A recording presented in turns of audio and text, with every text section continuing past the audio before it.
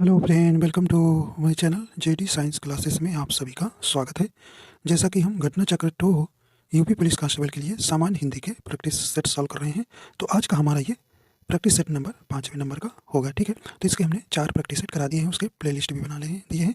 अगर आप नहीं देखें तो वहाँ से देख सकते हैं। ठीक है, तो इसकी PDF जो है जेडी साइंस क्लासेस सर्च करेंगे टेलीग्राम पर तो वहाँ आपको मिल जाएगा। ठीक है, आइए देखते हैं। पहला प्रश्न है, पहला प्रश्न कहने कि दिए गए वाक्य में रेखांकित खंड को प्रतिस्थापित करने के लिए सबसे उपयुक्त विकल्प का चयन करें। यदि कोई विस्थापित करने की आवश्यकता नहीं है तो विकल्प किसी बदलाव की आवश्यकता नहीं है का चयन करें। ठीक है, तो ये आपका यहाँ से आपका वाक्य है। कहने कि महादेवी जी हिंदी का सुविख्यात कवयित्री थी। तो यहाँ पे आपको सही ऑप्शन इसमें से कौन हो जाएगा। तो देखिए यहाँ का आ रहा है तो यहाँ तो की होना चाहिए, तो यहाँ पे ऑलरेडी आपको देखिए कौन सा सही हो जाएगा। तो सही ऑप्शन यहाँ पे कौन सा हो जाएगा, ऑप्शन नंबर बी हो जाएगा। हिंदी की सुविख्यात कवयित्री थी। ठीक है, तो महादेवी जी जो है हिंदी की सुविख्यात कवयित्री थी, सही ऑप्शन वाक्य हो जाएगा। तो ऑप्शन नंबर बी आपका यहाँ राइट हो जाएगा। ठीक है, देखिए महादेवी वर्मा को आप जानते हैं। महादेवी वर्मा जो है को पूछा जाता है इनको ज्ञानपीठ पुरस्कार किस कृत के लिए दिया गया था, तो ये यामा के लिए दिया था। ठीक है, यामा के लिए दिया गया था। 27 अप्रैल 1982 में इनको दिया गया था, महादेवी वर्मा को जो है ज्ञानपीठ पुरस्कार यामा के लिए। ठीक है, तो यहाँ पे राइट आंसर आपका सही वाक्य कौन हो जाएगा, बी नंबर यहाँ पे सही प्रतिस्थापित हो जाएगा। हिंदी की सुविख्यात कवित्री थी। आइए देखते हैं अगला प्रश्न है।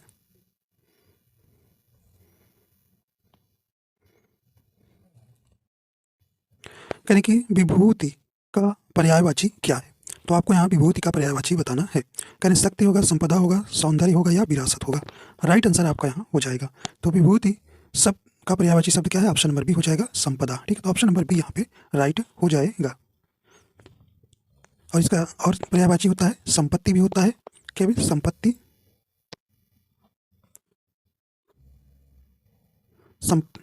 संपत्ति, धन भी होता है। ठीक है, धन, विभव, वित्त, वित्त, ये जो है विभूति का पर्यायवाची है। ठीक है, आइए देखते हैं अगला प्रश्न है। कहने कि दिए गए वाक्य का वह भाग ज्ञात करें जिसमें कोई त्रुटि है। यदि कोई त्रुटि नहीं है तो कोई त्रुटि नहीं है चुने। ठीक है, तो ये वाक्य करें उसे परिश्रम करनी चाहिए पहला, और इस तरह अपनी कमी पूरी करनी चाहिए, कोई त्रुटि नहीं है। तो यहाँ आपको बताना है इसमें कहाँ पर त्रुटि है। राइट आंसर हो जाएगा सही ऑप्शन कौन सा हो जाएगा, ऑप्शन नंबर यहाँ पे डी नंबर राइट हो जाएगा। पहले में जो है आपकी त्रुटि है। ठीक है, ठीक है, तो उसे परिश्रम करनी चाहिए। देखिए उसे परिश्रम करनी चाहिए यहाँ पे त्रुटिपूर्ण है। देखिए इसके स्थान पर क्या हो जाएगा, उसे परिश्रम करना चाहिए, करनी नहीं होगा। ठीक है, करनी नहीं होगा, इसलिए यहाँ गलत हो जाए। तो उसे परिश्रम करना चाहिए, नी नहीं आएगा। ठीक है, करनी नहीं आएगा, करना आएगा। ठीक है, तो उसे परिश्रम करना चाहिए सही वाक्य होगा। तो आपको डी नंबर में ही त्रुटि है। ठीक, आगे सब आपका सही है, तो डी नंबर आपका यहाँ हो जाएगा। कहें सूर्य जिस पर्वत के पीछे निकलता है वाक्यांश के लिए एक शब्द होगा। तो क्या होगा, राइट आंसर हो जाएगा। सही ऑप्शन आपका कौन सा हो जाएगा, सही ऑप्शन ऑप्शन नंबर सी हो जाएगा, उदयाचल। तो सूर्य जिस पर्वत के पीछे निकलता है उसे क्या कहते हैं, उदयाचल। ऑप्शन नंबर सी नंबर यहाँ पर सही हो जाएगा। ठीक है, ऑप्शन नंबर सी सही हो जाएगा। देखिए अस्ताचल किसे कहते हैं, अस्ताचल जो है पश्चिम दिशा में स्थित वह पर्वत जिसके पीछे सूर्यास्त होता है। ठीक है, अगला देखते हैं। करें दिए गए शब्द का समानार्थी शब्द बताइए। सरस्वती का, सरस्वती का आपको समानार्थी शब्द बताना है। राइट आंसर हो जाएगा सही ऑप्शन कौन सा हो जाएगा, कनिक शारदा, पार्वती, काली, चंडी। राइट आंसर आपका यहाँ हो जाएगा, ऑप्शन नंबर ए हो जाएगा, शारदा। ठीक है, तो सरस्वती शब्द का समानार्थी शब्द क्या हो जाएगा, शारदा हो जाएगा। ठीक है, तो ऑप्शन नंबर यहाँ ए नंबर सही हो जाएगा। अन्य इसके कुछ हैं, जैसे भारती होता है। ठीक है, भारती भी इसके समानार्थी शब्द है। वागेश्वरी, वागेश्वरी, ज्ञानदा, हंसवाहिनी, हंस वाहिनी भी होता है। ठीक है, हंस वाहिनी, महाश्वेता और वीणा पाणी। ठीक है, तो ये आपको ध्यान रखना है, महाश्वेता भी ध्यान रखना है। ठीक है, तो इस प्रकार आपका ए नंबर यहाँ सही हो जाएगा। आइए देखते हैं अगला है। कहने कि निम्नलिखित में से शुद्ध वर्तनी वाला शब्द कौन सा है। आपको बताइए भाई शुद्ध वर्तनी वाला कौन सा इसमें शब्द है। देखिए पुण्य का आपको शुद्ध शब्द कौन हो जाएगा। देखिए यहाँ पे राइट आंसर हो जाएगा ए नंबर पुण्य। ठीक है, पुण्य, तो ऑप्शन नंबर यहाँ पे ए नंबर सही हो जाएगा। अगला प्रश्न कह रहे हैं कि ऐसी कौन सी दो मात्राएं हैं जिनका प्रयोग तो किया जाता है किंतु उनका समावेश स्वर में नहीं किया जाता है। तो कौन से हैं? देखिए हेमंत, बड़ा छोटी ये स्वर में आते हैं, री उ स्वर में आते हैं, ए एन ये भी आते हैं, लेकिन ये अन और आह नहीं आते। ठीक, तो ऑप्शन नंबर बी ही आपका सही हो जाएगा। ठीक है, ये जो है कौन से, ये अयोग वाह है। क्या है? अयोग वाह वर्ण है। तो आपसे पूछा जाता है कि अयोग वाह इनमें से कौन है, तो ये अन और आह। ठीक, ध्यान रखिएगा। ठीक है, तो आप जानते हैं 11 स्वर होते हैं। ठीक है, और व्यंजन कितने होते हैं? 33। ठीक है, तो यहाँ पे और कुछ देर जान लीजिए। स्पर्श व्यंजन कितने होते हैं? 25। ठीक है, अंतस्थ व्यंजन कितने होते हैं? 4, या र ल और वाह। ठीक, ऊष्म व्यंजन भी 4 होते हैं। ठीक है, ये ध्यान रखिएगा। देखिए मूर्धन्य पूछता है, री जो है आपको ध्यान रखना है, मूर्धन्य के अंतर्गत आता है। ठीक है, कई बार पूछा गया है, तो ये आपको ध्यान रखना है। और संयुक्त स्वर भी आपके, संयुक्त व्यंजन कितने संयुक्त व्यंजन पूछता है? 4 ही होते हैं। ठीक है, ध्यान रखिएगा। आइए देखते हैं उल्लंघन का सही संधि विच्छेद है। आपको बताना है यहाँ उल्लंघन का सही संधि विच्छेद हो जाएगा। कौन सा जाएगा? राइट आंसर हो जाएगा यहाँ आपका सही ऑप्शन नंबर बी हो जाएगा, उत प्लस लंघन। ठीक है, उत प्लस लंघन, ता जो है हलंत रहेगा। ठीक है, कभी ऐसे भी लिख देता है तो जल्दी में न मार दीजिएगा, ऑप्शन पहला ही मिल जाए। ठीक है, ये आप कभी नहीं मारेंगे, गलत है। ठीक, तो ता हलंत है। ता हलंत का मतलब हमने आपको बताया है कि जब हलंत लग जाता है इसमें छोटा मात्रा निकाल ली जाती है। ठीक है, वही होता है। ठीक है, देखिए इसमें कौन सी व्यंजन है आप समझ गए, व्यंजन संधि है। ठीक है, कौन सी व्यंजन संधि है। ठीक है, इस संधि के कुछ नियम है। देखिए, यदि ता और दा के बाद ला रहे तो ता दा ला में बदल जाते हैं। ठीक है, ता दा जो किस में बदल जाते हैं? ला में बदल जाते हैं। तो यहाँ पे देखिए ता है, छोटा मात्रा आ रहा है यहाँ पे, तो वो ला में क्या हो जा रहा है? उल्लंघन हो जा रहा है। ठीक है, तो ये आपको ध्यान रखना है। अगला है, कहने उपसर्ग का प्रयोग होता है कहने शब्द के आदि में, शब्द के मध्य में, शब्द के अंत में, या इनमें से कोई नहीं। तो यहाँ पे आपको बताना है। सही ऑप्शन हो जाएगा, कौन सा हो जाएगा भाई?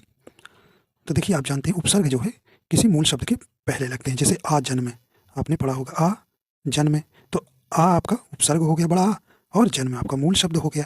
तो कहाँ लगता है? पहले लगता है, तो आदि मतलब पहले होता है। ठीक है, तो ऑप्शन ए ही आपका सही हो जाएगा। चलिए आइए देखते हैं अगला है, कहने कि राजपुत्र में कौन सा समास है। राजपुत्र में आपको बताना है कौन सा समास है। तो इसका समास विग्रह करेंगे तो राजा का पुत्र हो जाएगा, राजा का पुत्र। तो इसमें देखिए विभक्ति आ रहा है, तो कौन सा, तो इसमें कौन सा होता है? यहाँ पे राइट आंसर हो जाएगा ए नंबर तत्पुरुष समास। ठीक, समास आप जानते हैं 6 प्रकार के होते हैं। ठीक है, देखिए द्वंद्व समास में दोनों पद प्रधान होते हैं, जिसमें से माता पिता भाई बहन। द्विगु समास में क्या होता है? पहला पद इसमें संख्यावाची होता है। ठीक, अंतिम पद संज्ञा होती है, जिससे त्रिफल, चौराहा, नवरत्न। ठीक है, और कर्मधारय समास क्या होता है भाई? इसमें जो है पहला पद जो है विशेषण होता है, अंतिम पद संज्ञा होता है। ठीक है, उसी को कर्मधारय समास कहते हैं। ठीक है, जैसे महान। ठीक है, आइए देखते हैं अगला है, कह रहे कि अन्वेषण का शुद्ध संधि विच्छेद है। तो आपको बताना है, सही ऑप्शन हो जाएगा यहाँ पे अन्वेषण का संधि क्या हो जाएगा भाई? यहाँ पे राइट आंसर हो जाएगा ऑप्शन नंबर डी हो जाएगा, अनु प्लस एषण। ठीक है, तो ऑप्शन नंबर यहाँ पे सही ऑप्शन कौन सा हो जाएगा? डी नंबर सही हो जाएगा। तो इसमें कौन सी संधि है? यण स्वर संधि है। कौन सी संधि? यण स्वर संधि है। ठीक, तो छोटा उ प्लस ए मिलके क्या हो जाता है आपका? ए। ठीक है, तो ये आपको ध्यान रखना है। तो ऑप्शन नंबर यहाँ पे डी नंबर यहाँ पे सही हो जाएगा।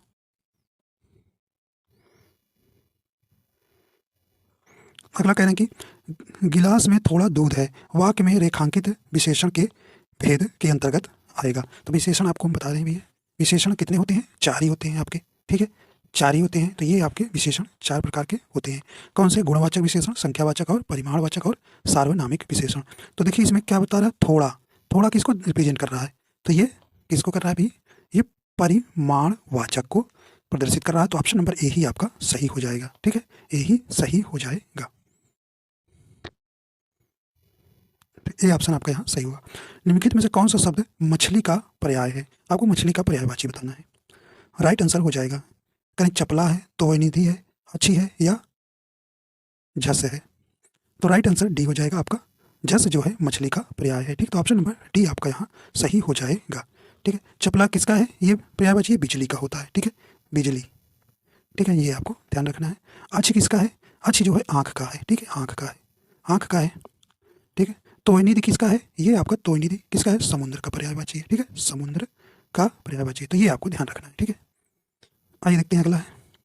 अरे कौन सा शब्द ऐहिक शब्द का विलोम है? बताइए, ऐहिक का विलोम कौन सा है? तो सही ऑप्शन ऑप्शन नंबर यहाँ पे हो जाएगा ऐहिक। तो ऑप्शन नंबर सी हो जाएगा पारलौकिक, इसका विलोम हो जाएगा। ठीक है, ऑप्शन नंबर सही हो जाएगा। ठीक है, तो भौतिक का आपको विलोम पूछे तो क्या बताएंगे? आध्यात्मिक बताएंगे। क्या बताएंगे? आध्यात्मिक। ठीक है, तो ये शुद्ध भी लिखने का आता है। ठीक है, तो आध्यात्मिक। आइए देखते हैं अगला है। देखिए, कह रहे हैं कि चिर चीर का अर्थ क्या है? तो क्या हो जाएगा? देखिए, चिर माने क्या होता है? पुराना, और चीर माने कपड़ा। तो ऑप्शन नंबर कौन सा हो जाएगा? सी नंबर आपका यहाँ सही हो जाएगा। अगला देखते हैं। कह रहे कि जंगल में लगने वाली आग को क्या कहते हैं? काफ़ी इंपॉर्टेंस है ये। ठीक है, ये यहाँ पे सारे ऑप्शन भी इंपॉर्टेंस है। यहाँ से एक प्रश्न आपका बन जाता है, कई शब्दों के लिए एक शब्द। सही ऑप्शन आपका कौन सा हो जाएगा भाई? तो जंगल में लगने वाली आग को क्या कहते हैं? दावा नल कहते हैं। ऑप्शन नंबर यहाँ पे बी नंबर राइट हो जाएगा। देखिए, दावा अग्नि भी इसको कभी लिखा रहेगा ऐसे भी, तो ध्यान रखिएगा। ठीक है, ये भी आप ऑप्शन में मिलेगा, ज़्यादातर यही ऑप्शन ये वाला मिलता है। ठीक है, तो ये दोनों ऑप्शन याद रखना है। और देखिए, देखिए पेट में आग लगने वाली, मतलब कि जब पेट में भूख लगती है उसी को जठराग्नि बोलते हैं। ठीक है, और जठरा नल भी इसे कहते हैं। और समुद्र में लगने वाली आग को बड़वा अग्नि कहते हैं, जिसे बड़वा नल भी कहते हैं। ठीक है, तो ये तीनों प्रश्न आपको ध्यान रखना है। करें कि वह आई तो वह वह आई हो तो मेरी चिट्ठी उसे दे देना, कौन सा काल है? कहें कि अगर वो आई हो तो क्या करना भी? मेरी चिट्ठी उसे दे देना। कहें संदिग्ध वर्तमान है, संभाव्य वर्तमान है, तात्कालिक वर्तमान है, या सामान्य वर्तमान है? तो सही ऑप्शन आपका कौन सा हो जाएगा? कौन सा जाएगा? यहाँ पे ऑप्शन नंबर बी हो जाएगा, संभाव्य वर्तमान हो जाएगा। ठीक है, तो संभाव्य वर्तमान काल क्या होता है? जब वर्तमान काल में कार्य के पूरा होने की संभावना रहती है, उसे संभाव्य वर्तमान काल कहते हैं। ठीक है, तो यहाँ पे आपका बी नंबर ही सही हो जाएगा। ठीक है, तो काल आप जानते हैं, तीन काल के तीन भेद हैं, तो वर्तमान काल, भूतकाल और भविष्य काल। ठीक है, देखिए, वर्तमान काल के भी 6 भेद होते हैं और भूतकाल के भी 6 भेद, लेकिन भविष्य काल के 3 ही भेद होते हैं। ठीक है, अगला देखते हैं। यानी कि वचन की दृष्टि से कौन सा जोड़ा सही नहीं है? यहाँ पे सही ऑप्शन हो जाएगा, सही ऑप्शन कौन सा हो जाएगा? देखिए, लता का लताएं सही है, घोड़ा का घोड़े भी सही है, किताब का किताबें सही है, लेकिन देखिए आपको डी नंबर देखिए गलत कह रहे हैं। सखी का कह रहे हैं कि बड़ी का मंत्र लगा दिए हैं, तो गलत हो जाएगा। तो डी ही आपको यहाँ ऑप्शन नंबर डी ही सही हो जाएगा। तो इसको देखिए सखियाँ ऐसे लिखना था, तो ये इन्होंने कहा कि भाई चलो गलत ही लिख देते हैं। ठीक है, तो ये आप ध्यान रखिएगा, तो ये आपका सखियाँ हो जाएगा। ठीक है, छोटी मंत्र लगेगा। कह रहे हैं कि ठीक समय पर आ जाना में कौन सा कारक है? ठीक है, बताइए भाई, ठीक समय पर। देखिए, पर आया है, तो पर किसका, कौन से कारक का चिन्ह होता है भाई? किसका होता है? तो ये अधिकरण का होता है। डी नंबर आपका राइट हो जाएगा। ठीक है, अधिकरण का क्या चिन्ह होता है? में और पर होता है। ठीक, में पर होता है, तो ऑप्शन नंबर यहाँ पे कौन सा हो जाएगा? डी सही हो जाएगा। ठीक, तो कारक के कुल कितने भेद हैं? 8 भेद होते हैं। ठीक है, ठीक, कर्ता कारक का चिन्ह क्या होता है? ने होता है। कर्म का को, करण का से के द्वारा। संप्रदान का क्या होता है? को के लिए। अपादान कारक का आप जानते हैं से होता है। संबंध का की के, अधिकरण का में पर। ठीक, संबोधन का हे अरे। तो ये आपको सभी याद रहना चाहिए। चलिए आगे चलते हैं। कहें कि एक गाय, 2 घोड़े और 1 बकरी मैदान में चर रहे हैं, शुद्ध वाक्य चुनिए। सही ऑप्शन कौन सा हो जाएगा? तो ऑप्शन नंबर यहाँ पे सही कौन सा हो जाएगा? ऑप्शन नंबर सी हो जाएगा। एक गाय, 2 घोड़े, 1 बकरी मैदान में चर रही है, चर रही है। ठीक, तो ये वाला आपका ऑप्शन यहाँ पे सही हो जाएगा। देखिए, यहाँ ध्यान देना है कि यदि वाक्य में 2 लिंग और वचनों के अनेक विभक्ति रहित कर्ता और या किसी अन्य अव्यय से युक्त हो, तो क्रिया जो है बहुवचन में होगी और उसका जो है लिंग अंतिम कर्ता के अनुसार होगा। ठीक है, अंतिम कर्ता के अनुसार मतलब यहाँ एक बकरी, इसके अनुसार होगा। अगर अलग अलग 2 लिंग और अव्यय से जुड़े हुए हैं, तो उनका जो है आखिरी वाला ही लिंग का होगा। रही, रही थी, रही है, रही थे। तो ठीक, तो ये ध्यान रखना है, तो आखिरी वाला पर ही ध्यान लगाना है। ठीक है, तो यहाँ पे एक गाय, 2 घोड़े और 1 बकरी मैदान में चर रही है। ठीक है, तो ऑप्शन सी सही हो जाएगा। करें कि छत्तीसगढ़ी किस भाषा की बोली है, तो ये आपको यहाँ पे बताना है। करें कि पश्चिमी हिंदी की, राजस्थानी हिंदी की,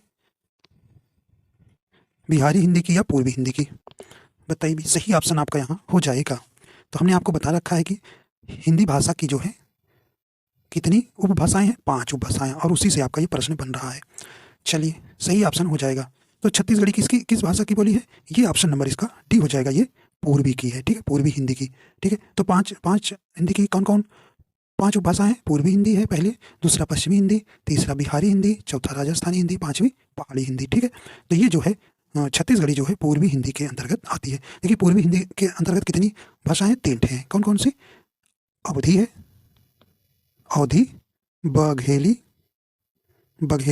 और छत्तीसगढ़। ठीक है, ये छत्तीसगढ़ी। ठीक, तो ये आपको ध्यान रखना है। ठीक, 3 आती हैं। वहीं राजस्थानी हिंदी के अंतर्गत कौन कौन सी आती हैं भाई, राजस्थानी हिंदी के अंतर्गत कौन कौन सी आती हैं, तो इसमें आपकी 5 आती हैं। ठीक है, 5 आती है। कौन कौन सी, जयपुरी, निमाड़ी, मालवी, मखाड़ी और भीली आती है। ठीक है, और वहीं पश्चिमी हिंदी के अंतर्गत भी आपकी कितनी आती हैं, 5 आती हैं। ठीक है, कौन कौन सी, खड़ी बोली जिसे कौरवी भी कहते हैं, ब्रजभाषा, कन्नौजी, बुंदेली, बांगरू जिसे हरियाणवी कहते हैं। ठीक, और बिहारी हिंदी के अंतर्गत भी ध्यान लीजिए 3 आती हैं, भोजपुरी, मगही और मैथिली। पहाड़ी हिंदी के अंतर्गत 3 थे, कुल्लुई, गढ़वाली, कुमाऊनी। ठीक, तो ये आपको ध्यान रखना है। यहाँ से एक प्रश्न आपका बनता है, तो ये हिंदी की जो है उपभाषाएं जरूर पढ़िएगा। ठीक है, कल निम्न में से स्त्रीलिंग शब्द कौन को पहचानिए। आपको बताना है कि इसमें कौन सा स्त्रीलिंग वाला शब्द है। करें कि कसीदाकार, जुर्राब, पजामा, कच्छा। देखिए, कच्छा अच्छा होता है तो अच्छी तो नहीं होता, तो अच्छा होता है, ये तो पुल्लिंग हो गया।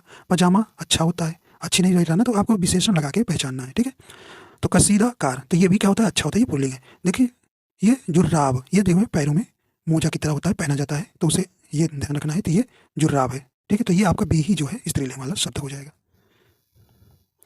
अगला है, निम्नलिखित में से गेहूं का तत्सम शब्द कौन सा है, तो सही ऑप्शन हो जाएगा। तो सही ऑप्शन कौन सा जाएगा भी, ऑप्शन नंबर यहाँ पे सही कौन सा हो जाएगा, तो ऑप्शन नंबर बी हो जाएगा, गोधूम। तो गेहूं का तत्सम क्या हो जाएगा, गोधूम।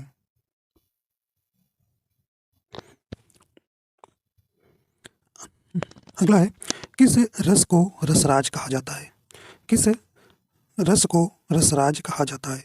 सही ऑप्शन आपका यहाँ हो जाएगा, कौन सा जाए भी, तो ऑप्शन नंबर यहाँ सी नंबर सही हो जाएगा, श्रृंगार रस को जो है रसराज कहा जाता है। ठीक है, तो ये श्रृंगार रस इसके 2 भेद हैं, संयोग श्रृंगार और वियोग श्रृंगार रस। ठीक है, इसी को रसराज कहा जाता है। ठीक है, और इसका स्थायी भाव रति होता है। ठीक है, ये भी आप रखना।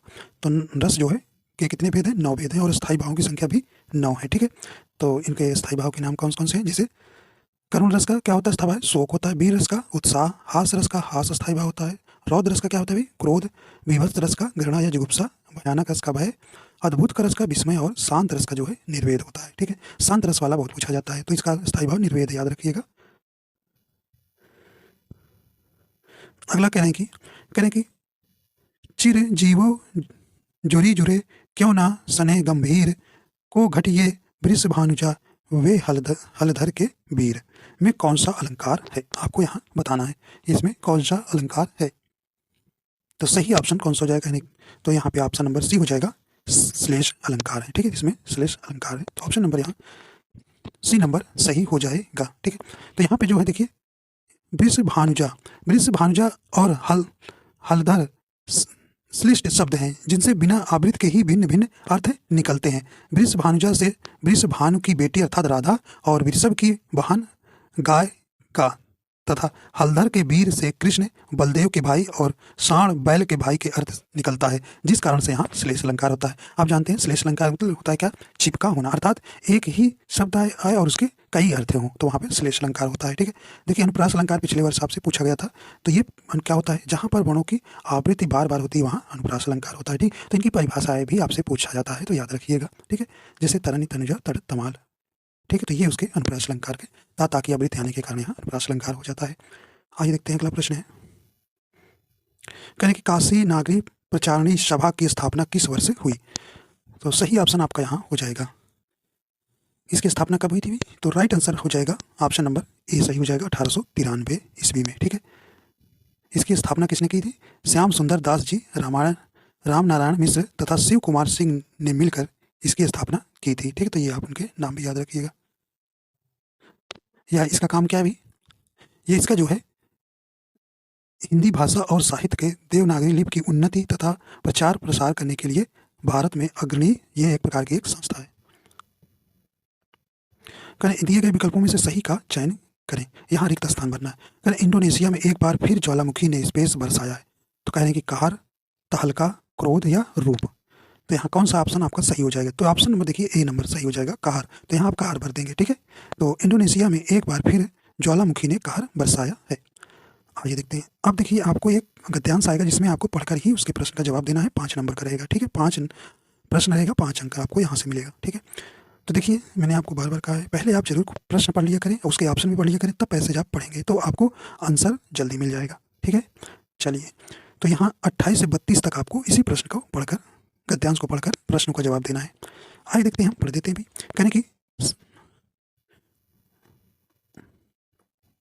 कहने कि सारा संसार नीले गगन के तले अनंत काल से रहता आया है। हम थोड़ी दूर पर ही देखते हैं, देखिए क्षितिज तक, जहां धरती और आकाश हमें मिलते दिखाई देते हैं, लेकिन जब हम वहां पहुंचते हैं तो नज़ारा आगे खिसकता चला जाता है। देखिए जब आप चाहते हैं कि लगता है वहाँ और आगे जाएंगे, पृथ्वी देखो वहाँ आकाश जो है पृथ्वी को छू रहा है, लेकिन जैसे वहाँ जाते हैं तो आगे दिखता है, जहाँ ऐसे आगे जाते हैं तो आगे दिखता है, मतलब ये अनंत तक जाता है, मतलब इसकी सीमा नहीं है, बदलता रहता है। तो कह रहे हैं कि लेकिन जब हम वहाँ पहुँचते हैं तो यह नज़ारा आगे खिसकता चला जाता है और इस नज़ारे का कोई छोर हमें नहीं दिखाई देता है। ठीक है, अच्छे से पढ़िएगा, देखिए प्रश्न आपको मिल जाएगा। ठीक इसी तरह हमारा जीवन भी है। कह रहे कह जिंदगी की न जाने कितनी उपमाएं दी जा चुकी हैं, लेकिन कोई भी उपमा पूर्ण नहीं मानी गई, क्योंकि जिंदगी के इतने पक्ष हैं कि कोई भी उपमा उस पर पूरी तरह फिट नहीं बैठती।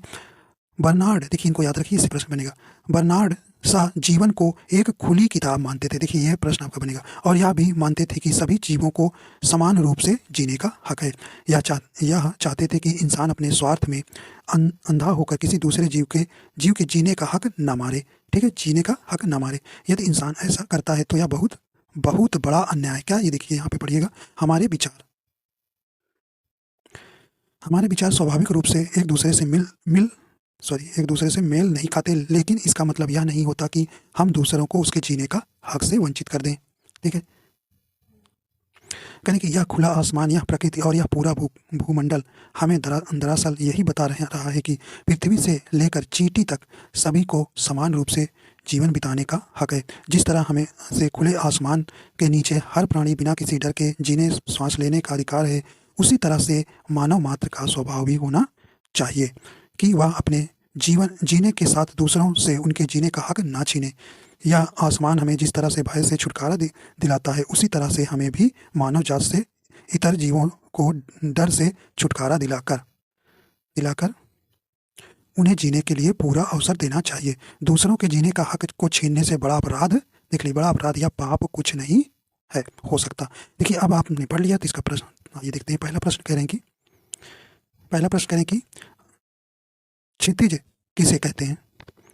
क्षितिज किसे कहते हैं आपको बताना है। तो सही ऑप्शन कौन सा है? कह रहे हैं कि जहाँ धरती और आकाश आपस पास होते हैं नहीं, जहाँ तक धरती दिखाई पड़ती है नहीं, जहाँ से धरती और आकाश दिखाई पड़ते हैं नहीं, जहाँ धरती और आसमान मिले हुए दिखाई देते हैं। तो ये आपका ऑप्शन नंबर देखिए डी ही आपने पढ़ा है, सही हो जाएगा। ठीक है, तो ऑप्शन नंबर यहाँ डी नंबर यहाँ सही हो जाएगा। आइए देखते हैं अगला, देखते हैं कैसे पूछा है। कह रहे कि यदि किसी का और छोर नहीं है तो, मतलब और छोर नहीं है, चले जाओ कोई मतलब नहीं। ऑप्शन है कह रहे उसका सिरा नहीं मिलता, उसकी सीमा नहीं है, या उसका विस्तार अधिक है, या उसके बहुत से सिरे हैं। तो आपने पढ़ा था क्या पढ़ा था भाई? तो उसकी क्या होगी? कोई सीमा नहीं, उसकी सीमा नहीं है, आपने शुरू में ही पढ़ा था। ठीक है, जिसका और छोर नहीं है। तो आइए देखते हैं अगला है। कह रहे कि फिट और इंसान शब्द हैं, तो ये कहें आगत, तस्यम, तद्भव और देशज। ठीक है, तो ये हाँ बताइए भाई सही ऑप्शन हो जाएगा। देखिए सही ऑप्शन हो जाएगा, ऑप्शन नंबर ए हो जाएगा आगत। अब आगत क्या है? ये विदेशज शब्द है। क्या है? विदेशज शब्द है। ठीक है, तो आगत मतलब विदेशी वाले शब्द, मतलब विदेशी भाषा से लिए हुए शब्द है। फिट आप जानते हैं क्या है? फिट कौन सा शब्द है? किस भाषा का शब्द है? ये देखिए फिट कहते हैं, फिट तो इंग्लिश शब्द है ना, तो ये अंग्रेजी होगा। ठीक है, अंग्रेजी का भाषा का शब्द होगा। और इंसान अरबी भाषा का शब्द है। क्या? अरबी भाषा का शब्द है। ठीक है, तो इस प्रकार आपका आगत जो है ये विदेशज शब्द हो जाएगा। ठीक, आगत माने आपको ध्यान रखना है, जिसको आप विदेशज पढ़ते हैं ना, देशज, देशज, विदेशज, ठीक है, तो यही आगत और इसी का दूसरा नाम है। ठीक है, विदेशज का।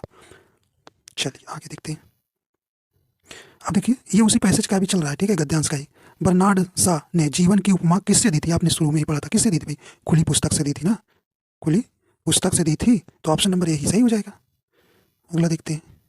करें कि हम बहुत बड़ा अन्याय कर रहे होते हैं। देखिए आपने पढ़ा था, किस लिए? किसी को लूट लेते हैं नहीं, किसी को टिकने नहीं देते, ऐसा नहीं, किसी को जीने का अधिकार नहीं देते, या किसी से दुश्मनी रखते हैं, तो कौन सा हो जाएगा भाई? तो यहाँ ऑप्शन नंबर सी सही हो जाएगा, किसी को जीने का अधिकार नहीं देते हैं, ये सोच उन्होंने बहुत बड़ा अन्याय कहा है। ठीक है, आपने पैसेज में पढ़ा तो सही। आइए देखते हैं अगला है। करें दिए गए वाक्य के रेखांकित अंश को प्रतिस्थापित करने के लिए सबसे उपयुक्त विकल्प का चयन करें। अब देखिए गद्यांश के प्रश्न खत्म हो चुके हैं, आपको आगे देखते हैं। कह रहे हैं कि मैं आपके सुखी जीवन की आकांक्षा करता हूँ, तो आकांक्षा शब्द के स्थान पर इसमें चुनिए कौन सा होगा। कह रहे इच्छा, वासना, कामना, आराधना। तो आराधना तो भगवान ईश्वर की जाती है, वासना भी नहीं होगा। ठीक है, तो कौन सा हो जाएगा भाई? तो देखिए कामना कर सकते हैं ना, तो ऑप्शन नंबर यहाँ पे सी सही बैठ जाएगा। तो सही वाक्य हो जाएगा, मैं आपके सुखी जीवन की कामना करता हूँ। देखते हैं अगला है। कहने शुद्ध वर्तनी बताइए, तो आपको यहाँ शुद्ध वर्तनी वाला शब्द बताना है। तो यहाँ पे राइट आंसर हो जाएगा। देखिए लालसा गलत है, लाल सा साधारण सा रहेगा। ठीक है, देखिए आपका, और मत से गलत है। ठीक है, का मत से, ठीक है, ये आपका शुद्ध हो जाएगा। माँ रहेगा, आधा ता, आधा सा, और यह रहेगा। तो यहाँ पे राइट आंसर बी हो जाएगा, शोणित ही आपका क्या है? शुद्ध शब्द हो जाएगा। कहने की गीदड़, गीदड़ भभकी मुहावरे का अर्थ है। गीदड़ भव की मुहावरे का कौन सा इसमें अर्थ हो जाएगा? यहाँ पे सही ऑप्शन हो जाएगा। देखिए एकदम सटीक इसमें ऑप्शन रखे गए हैं। धोखा देने का प्रयास, जान से मारने की धमकी, झूठी धमकी, अपशब्द कहना। बताइए सही ऑप्शन हो जाएगा। तो यहाँ कौन सा हो जाएगा? ऑप्शन नंबर सी हो जाएगा, झूठी धमकी। ठीक है,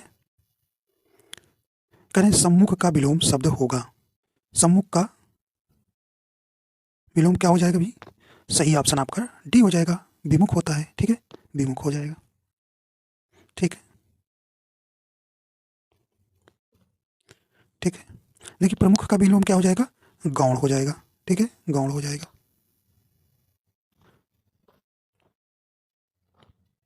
ठीक है, मुख का विलोम आपसे पूछ लिया जाए तो क्या बताएंगे? प्रतिमुख होगा। क्या? प्रतिमुख होगा। ठीक है, और ठीक है इतना ही। आइए देखते हैं आखिरी प्रश्न आपका है, दिए गए वाक्य के किस भाग में त्रुटि है? कहने कि मुझे पैसे की आवश्यकता नहीं है। बताइए भाई किस में त्रुटि है? कहने कि पैसे की नहीं, मुझे या आवश्यकता। देखिए मुझे तो आपका एकदम सही है, पैसे भी सही है, कि यहाँ आवश्यकता में गलती है। ठीक है, इन्होंने बड़ा आ का मात्रा आएगा। ठीक है, छोटा आ का मात्रा लिखे तो बड़ा आ आएगा, ये आपका शुद्ध शब्द हो जाएगा। ठीक है, ठीक है, तो ये बड़ा आ रहेगा, छोटा आ इन्होंने लिखा है, तो इसलिए ऑप्शन डी यहाँ पे सही हो जाएगा। तो इस प्रकार आपके पूरे हो जाते हैं 37 प्रश्न। ठीक है, तो आशा करता हूँ आपको पसंद आया। पसंद आया तो हमारे चैनल पर नए हैं तो चैनल को सब्सक्राइब भी कर लीजिएगा और लाइक शेयर कर दीजिएगा। ठीक है, और इसकी PDF आपको JD साइंस क्लासेस पर मिल जाएगी टेलीग्राम पर। ठीक है, तो वीडियो देखने के लिए आपको बहुत बहुत धन्यवाद।